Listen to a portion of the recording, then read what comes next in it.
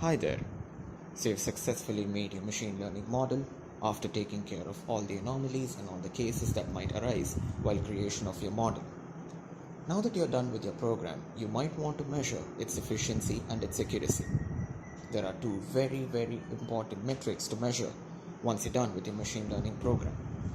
This is the confusion matrix and various other hyperparameters which provide you a nuanced look as to what your machine learning program actually does. Here's Smith Shah to enlighten you more on the same. Given a binary classifier, such as a spam email example, we can draw up a 2x2 matrix that summarizes predictive performance called a confusion matrix. Across the top are the predicted labels. Down the side, the actual labels, such as you see here. Given any model, we can fill in the confusion matrix according to its predictions. In the top left square, we have the number of spam emails correctly labeled. In the bottom right square, we have the number of real emails correctly labeled. In the top right, the number of spam emails incorrectly labeled. And in the bottom left, the number of real emails incorrectly labeled. Note that correctly labeled spam emails are referred to as true positives and correctly labeled real emails as true negatives, while incorrectly labeled spam will be referred to as false negatives and incorrectly labeled real emails as false positives. Usually the class of interest is called the positive class. As we are trying to detect spam, this makes spam the positive class. Which class you call positive is really up to you. So why do we care about the confusion matrix? First, notice that you can retrieve accuracy from the confusion matrix is the sum of the diagonal divided by the total sum of the matrix. There are several other important metrics you can easily calculate from the confusion matrix. Precision, which is the number of true positives divided by the total number of true positives and false positives. It is also called the positive predicted value or PPV. In our case, this is the number of correctly labeled spam emails divided by the total number of emails classified as spam. Recall, which is the number of true positives divided by the total number of true positives and false negatives. This is also called sensitivity, hit rate, or true positive rate.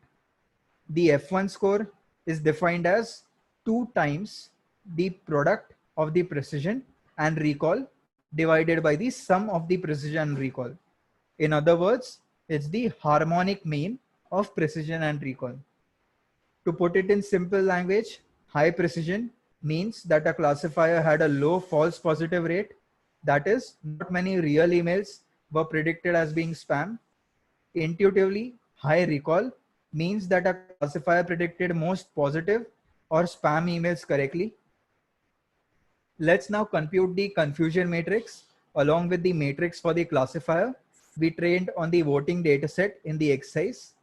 The import classification report and confusion matrix from sklearn.matrix. So we import classification report and confusion matrix from sklearn.matrix.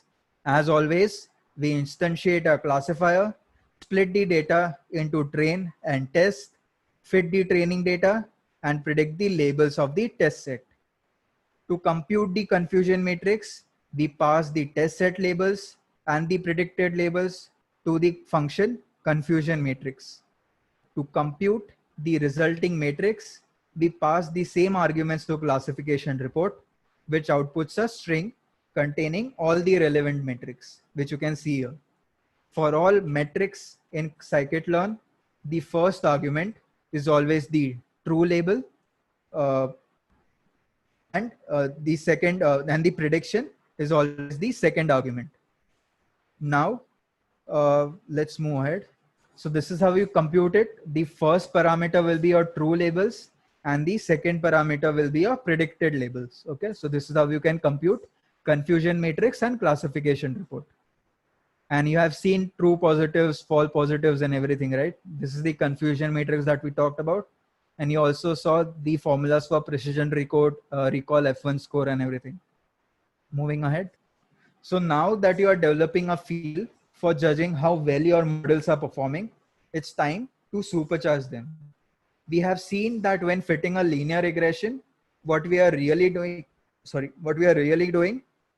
is choosing parameters for the model that fit the data the best. So we also saw that we have to choose a value for K in choosing the best. So we had to choose the value of K for developing a good KNN model. Such parameters, can you please mute your mics, guys? Thanks. So such parameters, the ones that need to be specified before fitting a model, are called hyperparameters. In other words, these are parameters that cannot be explicitly learned by fitting the model. Herein lies a fundamental key for building a successful model. Choosing the correct hyperparameter. The basic idea is to try a whole bunch of different values, fit all of them separately, see how well each performs, and choose the best one. This is called hyperparameter tuning, and doing so in this fashion is the current standard. Now, use of a hyperparameter is that it is essential to use cross-validation, as using train test split alone would risk overfitting the hyperparameter to the test set. The basic idea is as follows. We choose a grid of possible values we want to try for the hyperparameter or hyperparameters. For example, if we had two hyperparameters, C and alpha, the grid of values to test could look like this. Okay, this is for ridge regression, guys. I've just included this example for ridge regression. So in that function, there are parameters called alpha and C. In KNN, there is a parameter called K, right? So this will be different. So as you can see, the grid of values the grid of values to test would look like this. We then perform K-fold cross-validation for each point in the grid. That is, for each choice of hyperparameter or combination of hyperparameters. We then choose for our model the choice of hyperparameters that perform the best. This is called a grid search, and in scikit-learn, we implement it using the class grid search CV. We import grid search CV from sklearn.model selection. We then specify the hyperparameter as a dictionary in which the keys are the hyperparameter names, such as n neighbors in KNN or alpha in lasso regression. You can see the documentation of each model for the name of its hyperparameters.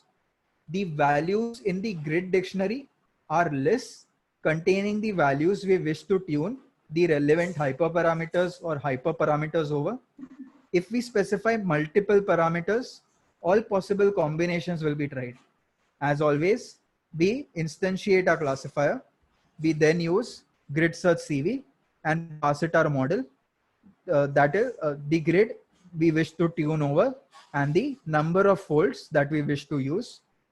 This returns a grid search object that you can then fit to the data, and this fit performs the actual grid search in place.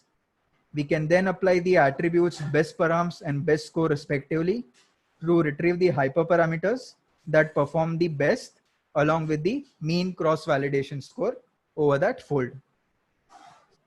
Okay, guys, thanks for attending. Thanks everyone. We'll meet again in another webinar. All right.